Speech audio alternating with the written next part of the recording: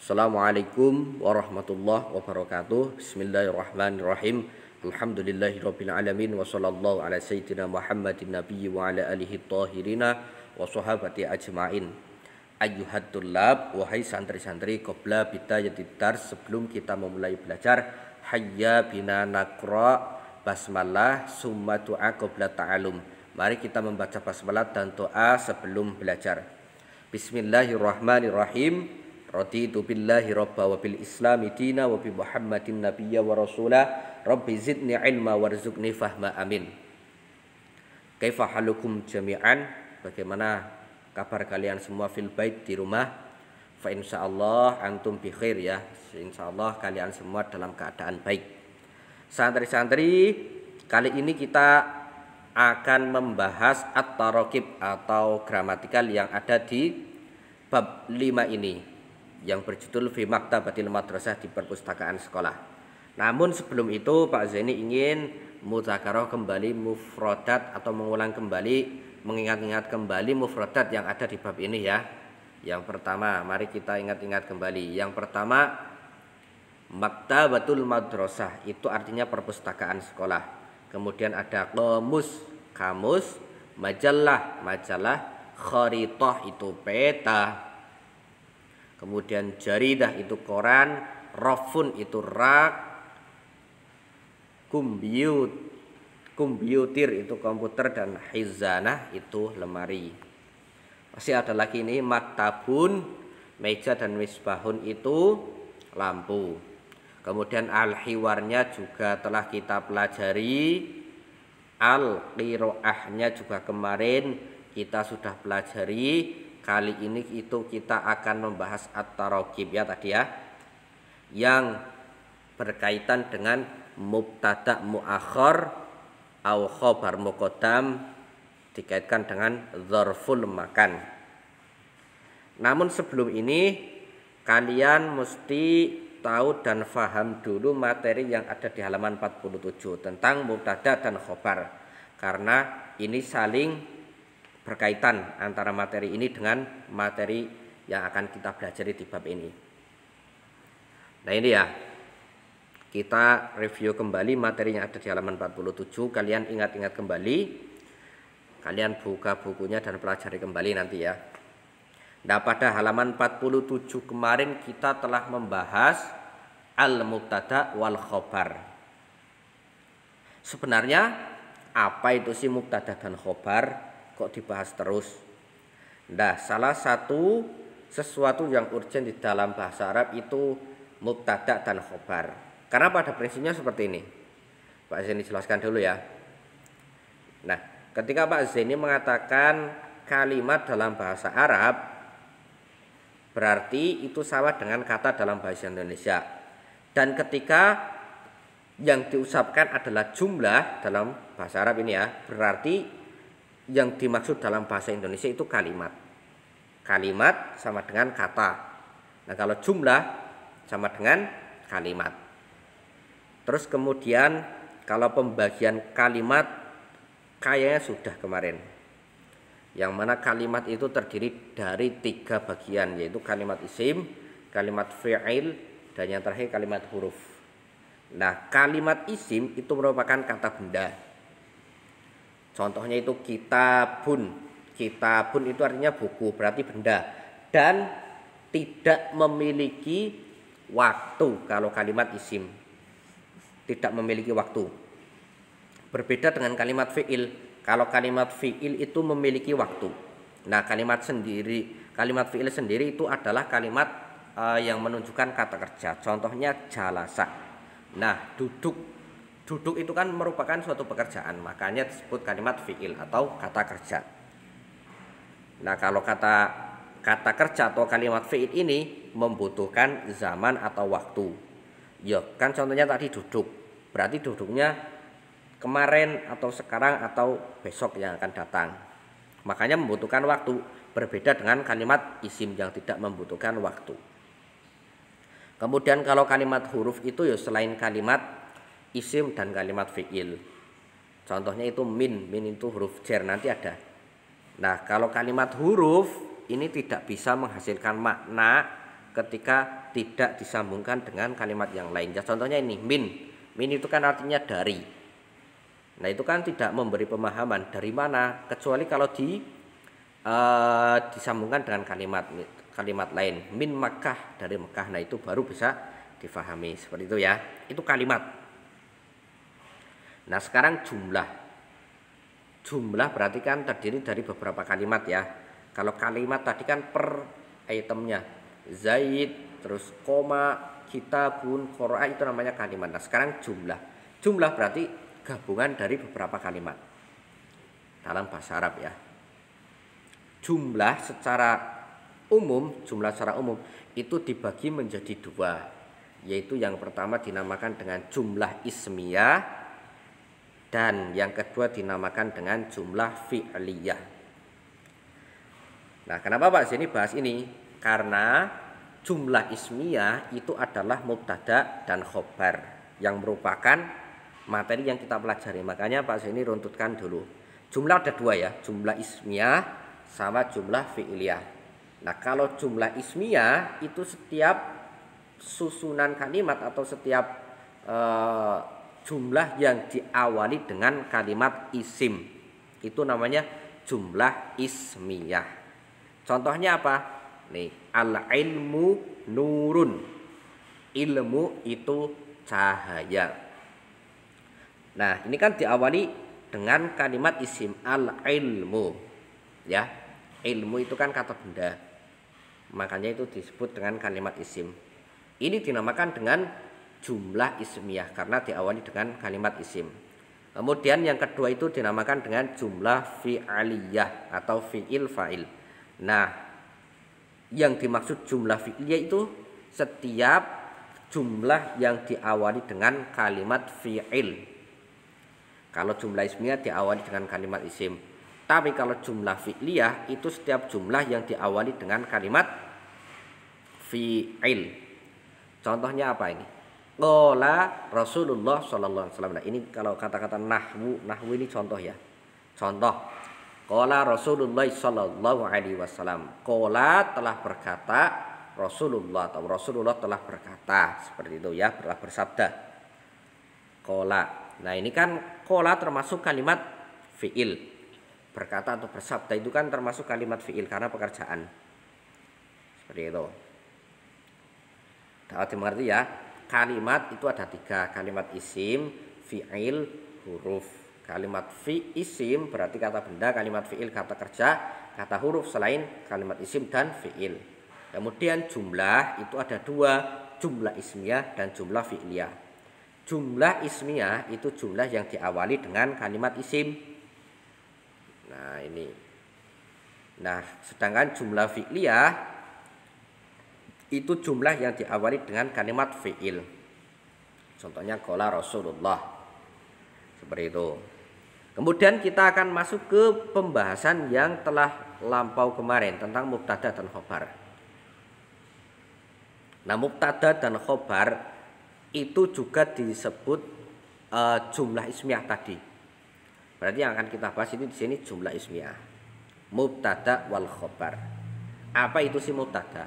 Mubtada merupakan pokok kalimat atau subjek ya.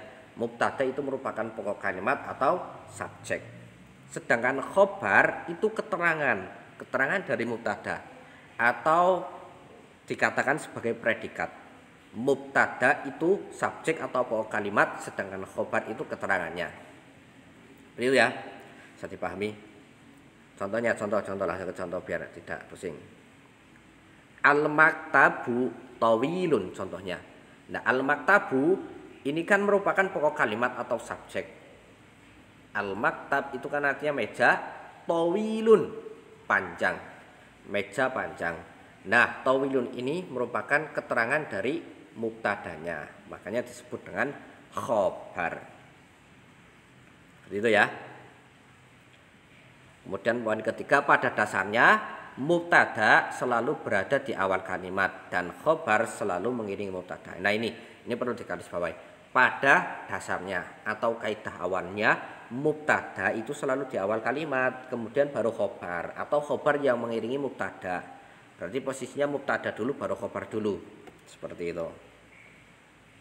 Kemudian nomor 4, sebagaimana kalimat terbagi menjadi muzakkar dan mu'anas, berjenis laki-laki, dan mu'anas itu berjenis perempuan, maka khobar pun demikian mengikuti mubtadanya. Bila mubtadanya muzakkar, maka khobarnya pun harus mudzakkar. Nah, apabila mubtadanya mu'anas, maka khobarnya pun harus mu'anas. Kita lihat contoh. Contohnya seperti ini. Ini ya, al-maktabu tawilun, meja panjang. Nah, di sini maktab itu kan sebagai mubtada. Kita lihat mubtadanya. Mubtadanya mudzakkar atau mu'anas? Oh, mudzakkar ternyata karena tidak ada tamar butohnya. Makanya khobarnya pun harus mudzakkar. Tawilun itu kan mudzakkar. Seperti itu. Bukan tawilatun. Kalau tawilatun nanti jadinya mu'anas. Contohnya lagi. Al-madrasatu wasi'atun. Al-madrasah sekolah, wasi'ah itu luas. Al-madrasah mubtada itu muzakkar atau mu'anas? Jawabannya itu mu'anas ya, karena ada tamar butohnya. Makanya khobarnya pun harus mu'anas, wasi'atun. Nah, wasi'atun ketika dibuat muzakkar kan wasi'un. Tapi kok kenapa di situ tidak wasi'un? Karena mubtadanya itu mu'anas, ada tamar butohnya. Makanya dipakainya juga khobarnya mu'anas, ada tamar butohnya. Kemudian contoh yang ketiga, al-maktabu nadhifatun. Al-maktabatu sorry. Al-maktabatu nadhifatun. Al-maktabatu perpustakaan, nadhifatun itu bersih. Nah, kenapa kok tidak nadhifun saja yang berbentuk mudzakkar? Karena al-maktabah itu mu'anas, maka khobarnya pun harus mu'anas. Nah, kita baru akan memasuki ke materi kita yang sekarang, yaitu tentang mubtada muakhar au khobar muqaddam au dzarful makan ya. Kita langsung mubtada. Dalam kondisi tertentu poin nomor 1 ya. Mubtada bisa berada setelah khobar atau disebut mubtada muakhar, mubtada yang diakhirkan, dan khobar didahulukan atau dinamakan khobar muqaddam. Mubtada itu mubtada, muakhar itu yang diakhirkan, khobar ya khobar, muqaddam itu yang didahulukan. Seperti itu ya. Tadi kan kaidah awalnya yang Pak Zeni suruh menggarisbawahi, kalau mubtada itu umumnya berada di awal kalimat, kemudian baru disusul khobar. Tapi pada pembahasan kali ini ternyata bisa mubtada itu di awal dan khobarnya diakhirkan. Tapi ada kriteria-kriterianya, tidak semuanya bisa seperti itu. Yang pertama, poin kedua ini ya, khobar yang berada di awal kalimat bisa berupa jar majrur atau dzaraf makan. Nah, khobar bisa didahulukan atau yang dinamakan dengan khobar muqaddam itu dengan cara khobarnya tersebut berupa jar majrur atau dzaraf makan. Jar majrur atau dzaraf makan, nanti ada contohnya. Langsung kita ke contoh saja. Poin nomor 3 dulu ya. Zarful makan adalah kata yang menunjukkan letak sesuatu atau kata tunjuk yang digunakan ketika menunjuk tempat atau posisi, seperti khalfa, fauqa, tahta, janib. Nah, intinya kalau zarf makan itu sesuatu yang menunjukkan tempat ya. Contohnya khalfa itu kan di belakang, berarti tempatnya di belakang. Fauqa di atas, berarti tempatnya di atas, menunjukkan tempat toh. Tahta itu di bawah, kan menunjukkan tempat juga. Janib itu di samping atau di sekitar. Itu dzaraf makan. Apabila setelah dzarful makan ada kata atau isim, maka kata atau isim tersebut berharokat kasroh dan berbentuk majrur. Seperti ini. Kayaknya kemarin kita juga di kelas 4 pernah membahas tentang jar majrur. Nah, sebenarnya Dalam pembahasan kalimat dalam bahasa Arab itu ada namanya i'rab. Nah, i'rab itu perubahan akhir kalimat, taghyiru awakhiril kalimi, perubahan akhir kalimat karena masuknya amil yang berbeda. Maksudnya kan kalimat contohnya kitabun itu kadang ketika disambungkan dengan yang lain dibacanya kitaban, kitabin, kitabun, kitabu, kitabi, kitaba, seperti itu ya, atau kitabani. Nah, itu yang dinamakan dengan i'rab, perubahan akhir kalimat dari bun, ban. Ini contohnya kayak gini. Seperti itu ya. Bentar. Contohnya kan seperti ini misalnya ya, kitabun.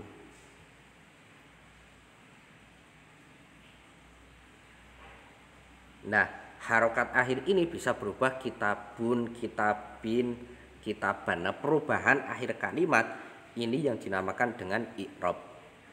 Itu ya. Atau berbentuk majrur itu maksudnya beri'rab majrur. Nah,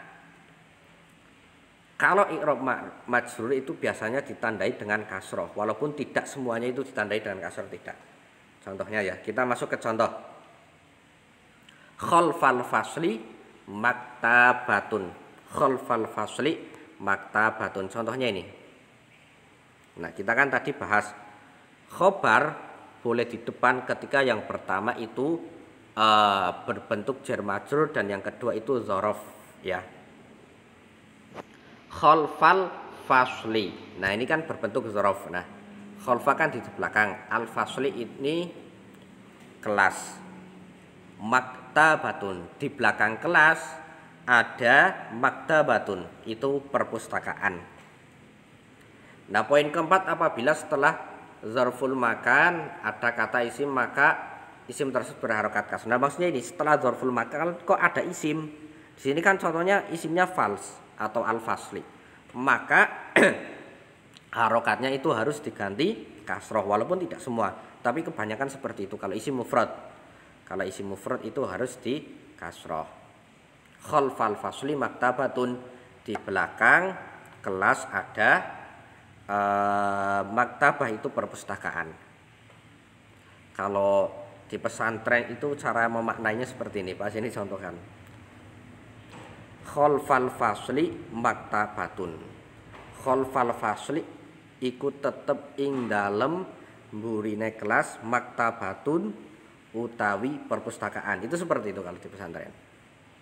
Tapi kalau diterjemahkan bebas ke bahasa Indonesia nggak perlu seperti itu. Kemudian tahta kutubit tafsir kutubut tarikh. Nah, ini ya. Tahta kan tadi berarti dzaraf makan. Nah, setelah dzaraf makan kok ada isim, berarti isimnya di kasroh. Tahta kutubit tafsir, di bawah buku tafsir kutubut tarikh ada buku-buku sejarah. Seperti itu. Kemudian contoh yang lainnya, Allah. Nah, ini ya. Khobar muqaddam dzaraf makan. Fauqal maktabi misbahun. Fauqa di atas. Al maktab isim. Nah, isim jatuh setelah dzaraf makan, maka isimnya dijerkan. Karena ini isim mufrad atau kata yang menunjukkan satu, makanya di kasroh. Fauqal maktab, di atas meja, misbahun, ada lampu. Dan yang terakhir, janibar rofi jaridah. Janibah itu di samping, ar-rofi rak. Nah, ar-rofi ini kan isim, makanya dijerkan karena jatuh setelah dzaraf makan. Dan isim mufrad dijerkannya menjadi dengan kasroh. Janibar rofi, di samping rak, jaridatun, ada koran. Seperti itu ya. Jadi prinsipnya yang dinamakan mubtada itu subjek atau pokok kalimat, kemudian khobar itu keterangan atau predikat. Nah, pada umumnya mubtada itu terletak di awal kalimat. dan khobar jatuh setelah mubtada atau di akhir kalimat. Namun ternyata bisa mubtada itu menjadi di belakang dan khobar menjadi di depan, yang dinamakan khobar muqaddam, mubtada muakhar. Namun hal itu tidak serta-merta diperbolehkan, ada kriterianya. Yaitu ini, khobar yang berada di awal kalimat bisa berupa jar majrur, dan yang kedua itu dzarful makan. Kalau yang jar majrur contohnya fil fasli as-saburatu, fil fasli saburatun. Ya, fil fasli saburatun. Fil fasli di dalam kelas. Nah, fi itu kan huruf jar, itu jar. Kemudian setelah huruf jar ada al-fasli isim dan di kasrah. Fil fasli saburatun, ada papan tulis. Seperti itu ya. Semoga kalian juga bisa memahaminya. Ya, mungkin itu saja pembahasan yang kita pelajari kali ini. Bila ada hal-hal yang belum jelas silahkan kalian tanyakan. Nahtatim dirasatana bilhamdalillah summa ad-du'a ba'da ta'allum. Alhamdulillahirabbil alamin. Bismillahirrahmanirrahim. Wal 'asri innal insana lafi khusrin illa alladzina amanu wa 'amilus solihati wa tawassaw bil haqqi wa tawassaw bis sabr. Allahumma arinal haqqa haqqan warzuqna ittifa'ah wa arinal batila batila warzuqna ijtinabah. Kurang lebihnya mohon maaf. Wassalamualaikum warahmatullahi wabarakatuh.